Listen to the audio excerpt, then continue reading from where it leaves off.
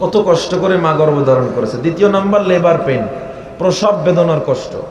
চিকিৎসা বিজ্ঞান বলে 40 ইউনিট ব্যথা হইলেই মানুষ মারা যায়, কিন্তু আমার মা যখন আমাকে প্রসব করছে ওনার ব্যথা 55 থেকে 56 ইউনিট ছিল।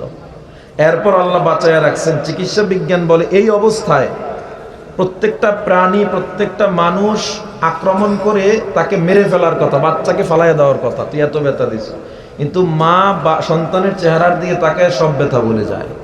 এই অন্তরে মায়ের একটা থার্মোমিটার আল্লাহ লাগাইয়া দিছেন মায়ের জন্য। এবং হাদিসে আসছে মা ওই সন্তান হওয়ার পর তার জন্য একটা দোয়া করে দেয়। মা যদি কাফেরও হয় বা ইমানও হয়, ওই দোয়াটা সন্তানের জন্য কবুল হয়ে যায়। যে কারণে সন্তান 2-4টা রিজিক পায় তাও মায়ের উসিলায়, একটু ভালো থাকে তাও ওই মা বাবার দোয়ায়, একটু যদি ভালো খায়া পয়রা টিকে থাকে তাও মা বাবার দোয়ায়। মাহফুজ ইসলামিক টিভি, ইসলাম প্রচারণায় সত্যের সঙ্গী।